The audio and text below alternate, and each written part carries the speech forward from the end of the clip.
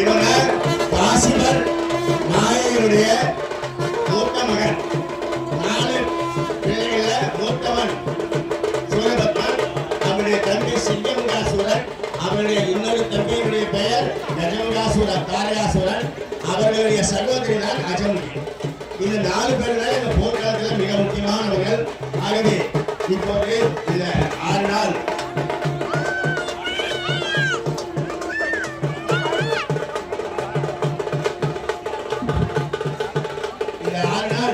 யுத்தம் என்பது 4 நாட்கள் தொடர்ந்து சூரபத்மன் போராடினாலும் கூட முருகப்பெருமானுடைய தந்தையிடத்திலே வரம் வாங்கியவன் சூரபத்மன். என்னையே அழியக்கூடாது. ஒரு தாயின் வயிற்றில் பிறந்த மகனால் எனக்கு அழிவு கிடையாது. ஆகவே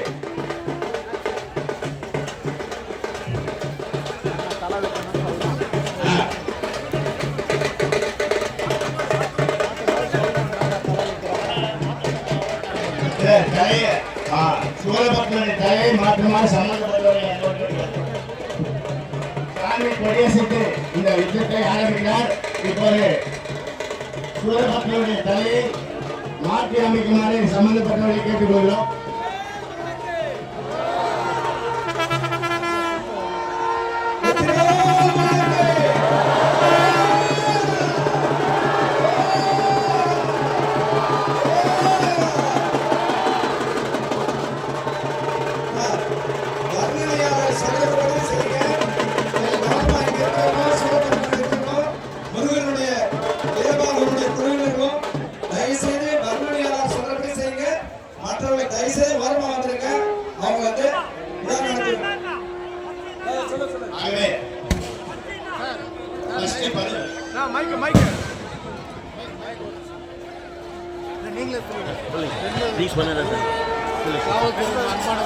காவல்துறையினுடைய அன்பான வேண்டுகோள், தங்க நகைகள் மற்றும் குழந்தைகளை பத்திரமாக பார்த்துக் கொள்ளுமாறு கேட்டுக்கொள்கிறோம்.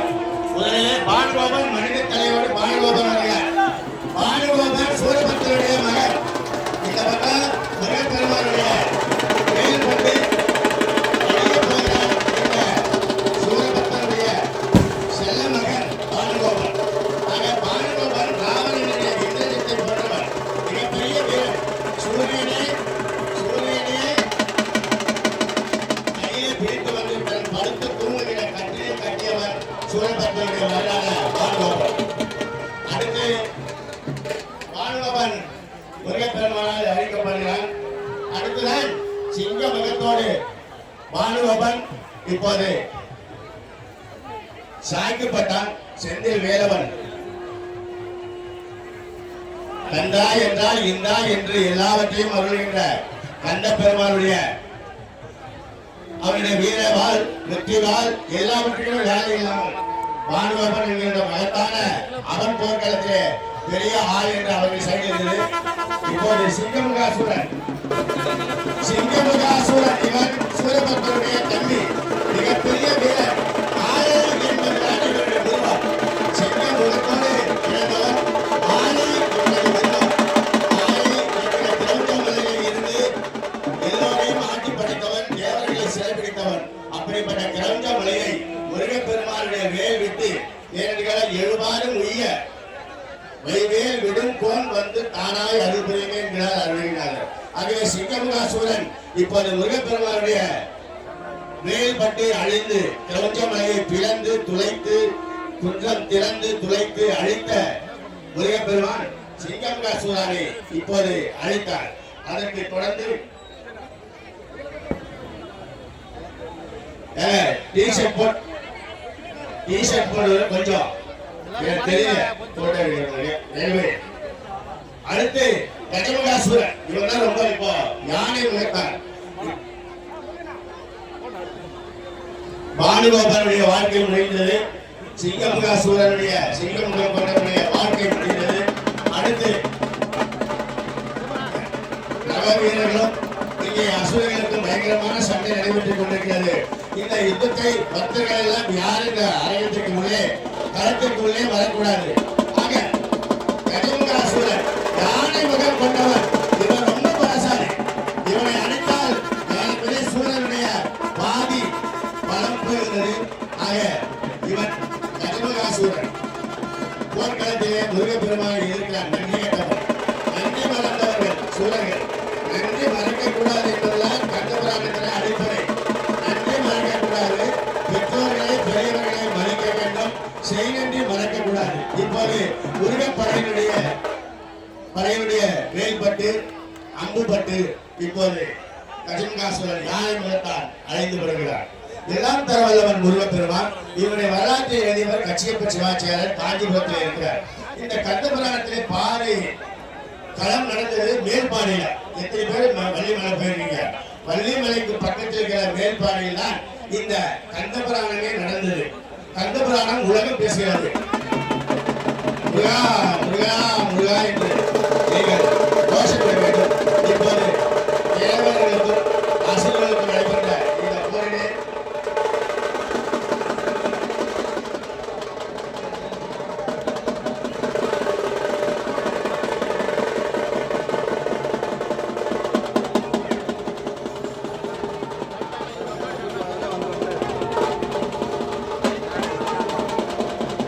சூரபத்மனுடைய மகன் இன்னொரு மகன் இப்போது சண்டைக்கு வந்து கொண்டிருக்கிறார்.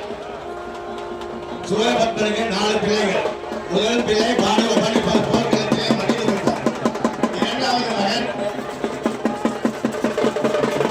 அக்னி புரசாசுரன். மனித தலையோடு வந்த அக்னி புரசாசுரன் இப்போது தேவர் படைகளால் நிறுத்தப்பட்டான். தொடர்ந்து இந்த 4 சகோதரர்களோடு பிறந்தவர் அஜமுகி. அஜம் என்றால் 6. ஆட்டு தலையை உடையவர் அஜமுகி. அதாவது 4 யுகங்களில் 4 நேரங்களிலே முதல் ஜாமத்திலே மனித உருவத்திலே தனது மனைவி மாயையுடன் புணர்ந்ததால் அதாவது மனித முகத்தோடு சிங்கமுகன் தோன்று காரணம் தோன்றுகிறார். பிறகு சிங்கமுகத்தோடு இறங்கின்ற போது சிங்கமுகத்தோடு சிங்கமுகாசுரன் வருகிறார். யானை முகத்தோடு இப்போது அஜமுகி போர்க்களத்தில் இருக்கா. அஜமுகி யாரு? சூரபத்மனுடைய சகோதரி. 4 சகோதரிகளுடைய 4 சகோதரிகளின் அந்த சகோதரி அஜமுகி. அஜம் என்றால் 6 முகத்தோடு வந்து போர்க்களத்திலே முருகப்பெருமானை சந்திக்கிறார். யார் என்று தெரியாது. முருகனை அடையாளம் அப்பாவியாக அஜமுகி விருப்பப்படுகிறார். அரோகரா அரோகரா முருகனுக்கு அரோகரா முருகனுக்கு அரோகரா. அடுத்து நீங்க எல்லோரும் எந்த அசுரனை வீழ்த்த வேண்டும் என்று இந்த மகா கந்தசஷ்டி விரதம் மேற்கொள்கிறதோ, எந்த வீரன் அழிய வேண்டும் என்று தேவர்கள் எல்லாம் முருகப்பெருமானத்திலே முறையிட்டார்களோ அப்படிப்பட்ட குதிரை முகம் கொண்ட அக்னி அசுரன் இவன் குதிரை முகம் வருகிறார். இவனும் சூரபத்மனுடைய இன்னொரு மகன்.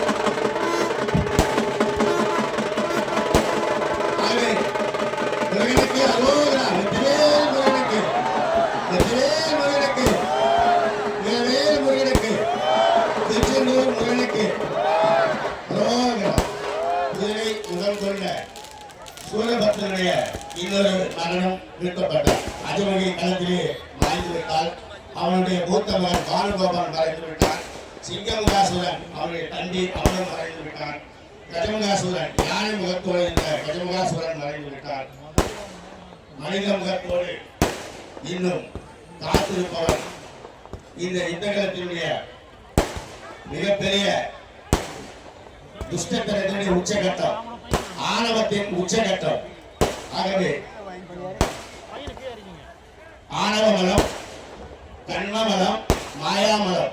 மாயாமலம் சிங்கமுகாசுரன், கஜமுகாசுரன் முருகனை எதிர்த்து முருகன் சக்தி தெரியாமல் முருகன் பெருமானுடைய அருள் பெற்று வாழ்வாங்கு வாழ அருள் பெற்றவர்கள் இப்போது முருகனை எதிர்த்து போராடுகிறார்.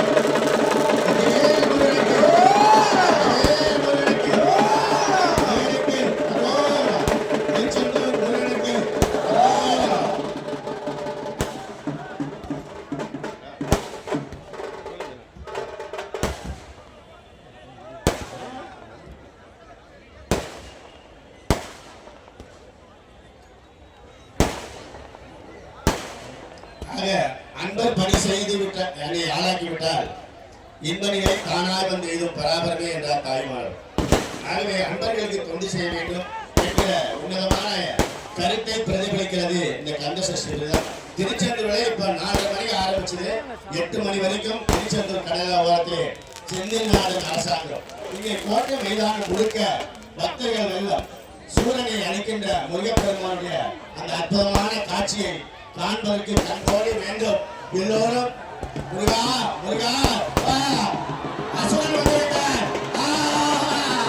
அவருடைய கோபம் சண்டைக்கு போலாமா வேணாமா, சண்டைக்கு வா என்று கூப்பிடுகிற மாதிரி அவன் இப்போது புரிந்து விட்டான். முருகனிடத்திலே வரம் வாங்கினான், முருகனுடைய தந்தை வரம் கொடுத்தான். ஆனால் எதிர்ப்பவன் முருகன் என்று அறியாமல் ஆணவத்தின் உச்சியில் இருக்கின்ற சூரபத்மனிலே இப்போது சரியான பாறை கிடக்கிறது. சூரபத்மன் இப்போது யுத்தகலத்திற்கு உள்ளே வருகின்றார். முருகப்பெருமானுடைய அருள்பாடிக்கு அவனை ஆட்கொண்டு சம்மானம் செய்து அவனை ஆட்கொண்டு மாதரமாய் நின்று அசையாது நின்ற அந்த சூரபத்மனை இரண்டாக அவன் மேல் பிளக்க ஒரு பக்கம் சேவலும் மயிலுமாக வந்தான் என்பது கந்தபுராணத்தினுடைய இறுதி.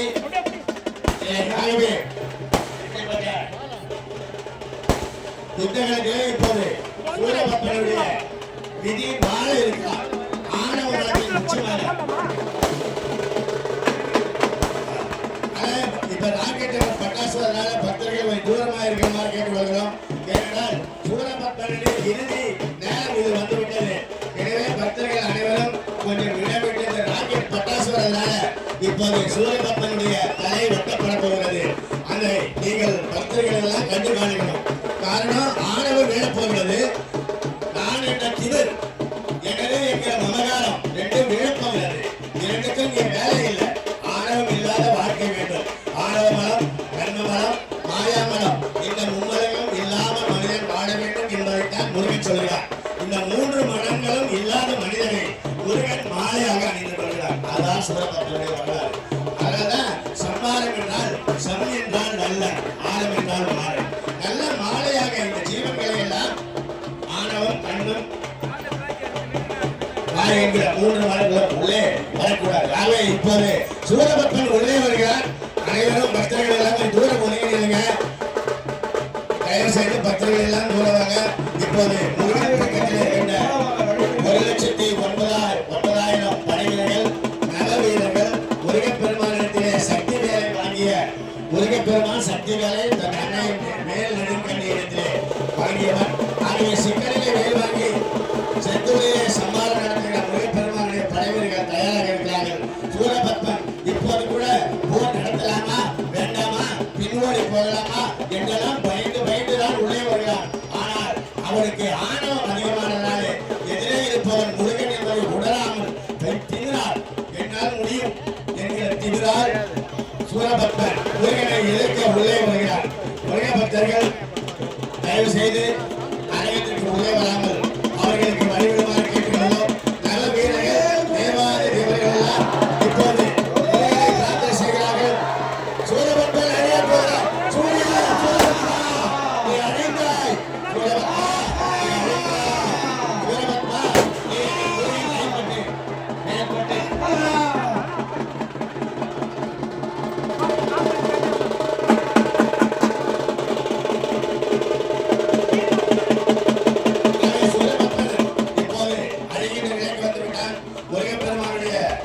சக்தி மேற்பட்டு சூரபத்மனுடைய அழிவு நெருங்கிவிட்டதை இப்போது பக்தர்கள் கொஞ்சம் கொஞ்சமாக உணர இருக்கின்ற ஒரு நேரம்.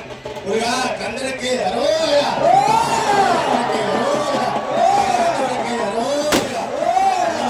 முருகனுக்கு சுவாமிகளை முருகனுக்கு, அப்பனுக்கு பாட சொன்ன சுப்பனுக்கு, திருத்தணி முருகனுக்கு, முருகனுக்கு,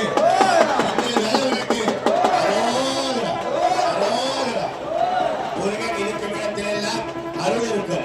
நினைத்ததை கொடுப்பவன். அடியார் அடியவர் இச்சையில் எவையவை உற்றன அவை தெரிவித்து அருள்கின்றவன் முருகப்பெருமான். முருகா என்கிற ஒரு நாமத்தை நீ ஒரு முறை சொன்னால் போதும். 5 முகம் தோன்றில் 6 முகம் தோன்றும். வெஞ்சமரில் அஞ்சேல் என்று மேல் தோன்றும். நெஞ்சில் ஒருகால் முருகா என்றார் அவன் ஒருகால் தோன்றும். முருகனுக்கு முருகனுக்கு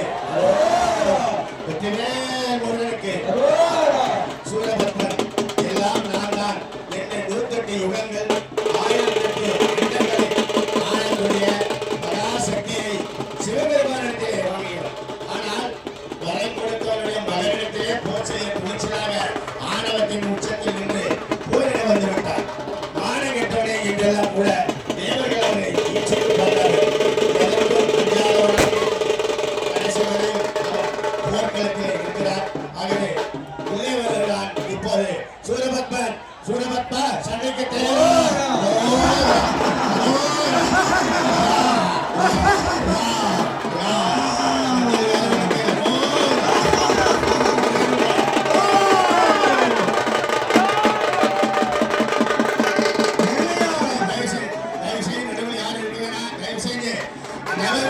வீரர்கள் மட்டும் இருந்த போதும் முக்கியமான காலம் இது, முக்கியமான நேரம். அங்கே முருக பக்தர்கள் வழிவிட வேண்டும். இப்போ முருகனுடைய வீரர்களும் தேவர்களுடைய சார்பிலும் இப்போது முருக பெருமானுடைய சக்தி அவருடைய தலையை வைத்து ஆனால் அவர் மார்பை பிளந்து அவருடைய சக்திவே பயன்படுகிறது. வேல் நடுங்கி சிக்கலிலே வேல் வாங்குகிறார் முருகப்பெருமான். அந்த சக்தி வேல் ஞான வேல் நமக்கெல்லாம் அருளை பாலிக்கின்ற அறியாமையில் ஓட்டுகின்ற அந்த வெற்றி வேல் வீரவேல் ஞானவேல் சக்தி வேல் இப்போது புறப்பட்டு சூரபத்மனை ஆனா நீயா என்று போராடி முருகப்பெருமான்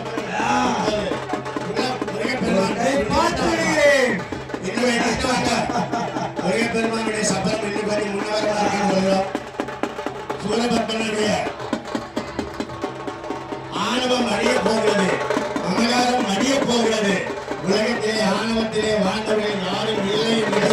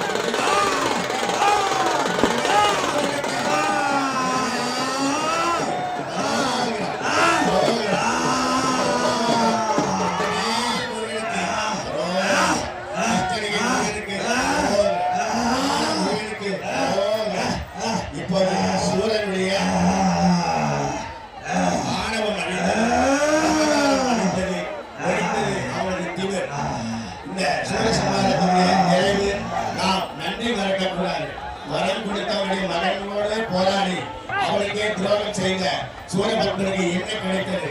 அவன் தம்பிக்கு என்ன கிடைத்தது? சிங்கமகாசுரன், கஜமகாசுரன், அஜமுகி அவருடைய வீரர்கள் அனைவருமே வீழ்த்தப்பட்டார்கள். ஆனாலும் முருகனுடைய கருணை அவனை ஆட்கொள்கிறது.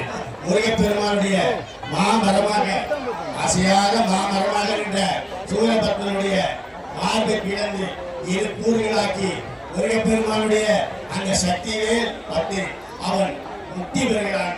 அவனை ஆட்கொண்டு சேவலை தன் கொடியிலே சின்னமாக மயிலை வாகனமாக